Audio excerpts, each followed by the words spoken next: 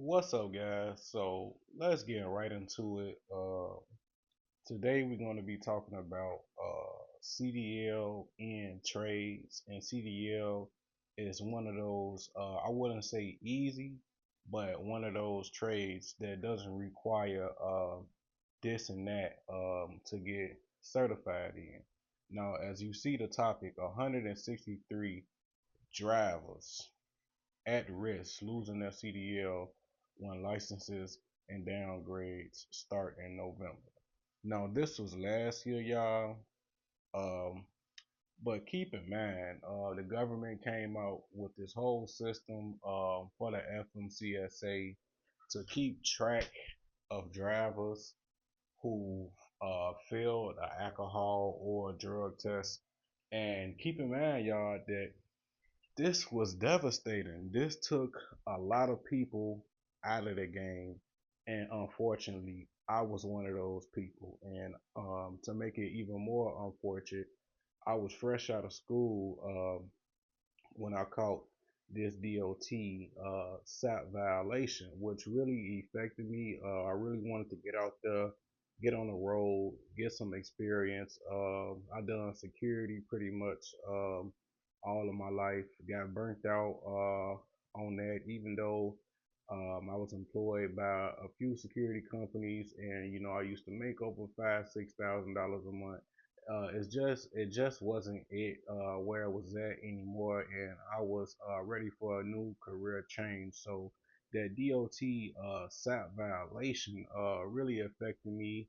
It took me out the game since I had no experience. Companies that will take drivers with past substance abuse or failed alcohol test will take you, but the catch is that you need experience, in which I had none. So my CDL is pretty much pointless. Now, this is me graduating to school. It wasn't easy, trying to obtain those CDL, the backing up tests, the maneuvering.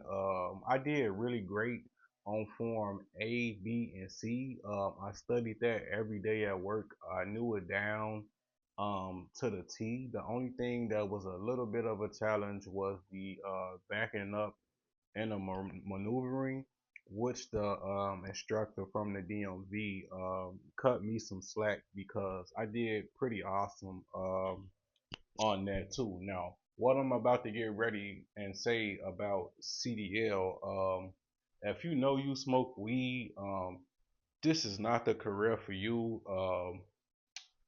This is something that you have to be dedicated to. This is something that you have to not let friends and a night of partying, screw up your career. Because you gotta be ready to say no. You gotta be ready to stand on it. Doing trucking, you're gonna make a lot of money.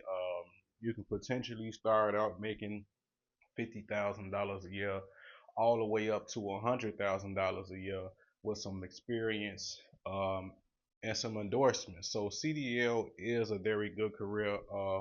I think it's for anybody um, that's going to be dedicated, that's going to say, no to marijuana. Okay, y'all. So let's fast forward. 2025 after the DOT violation. Let's talk about what I'm pursuing now. So, I have a job right now, 40 hours a week. It's not paying as much as potentially what trucking would have paid in the future with experience and those endorsements, but it's holding me down right now. I got a place to live. I'm good for right now, but I'm always looking um, for better for myself. So let's talk about it. One of the trades that I'm pursuing is HVAC. And if anybody is wondering what does HVAC stands for, it's heating, ventilation, and air conditioning. So in HVAC tech, a couple of things that an HVAC tech does is maintain. service, install, and repair.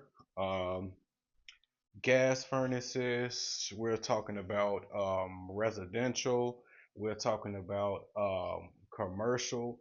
And the crazy thing about it, guys, when I was looking for a trucking school to attend, I was calling around, and one trucking school told me, yeah, we got the CDL classes and we got HVAC. And, I was telling myself, what the hell is HVAC. And later on down the road, while I'm working this this job for $17 an hour, by the way, that job is the Chicago Transit Authority.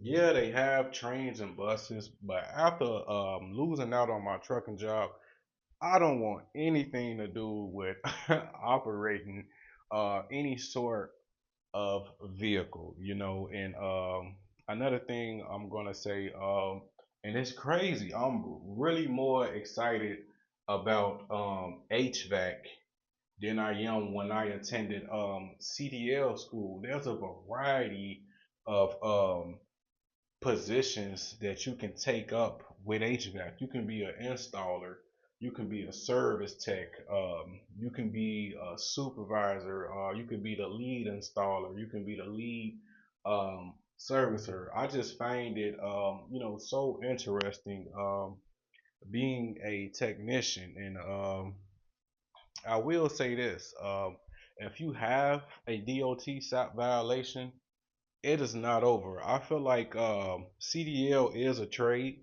and if the FMCSA did take you out of the game with a SAP violation, I feel like if you listening to this right now, man, get a trade. When I decided that I wanted to learn a new trade because I basically lost the CDL trade, man, I looked at a couple of them. I looked at carpentry. I looked at a welder. I looked at a electrician, and the one I chose was HVAC. Pretty interesting. Um,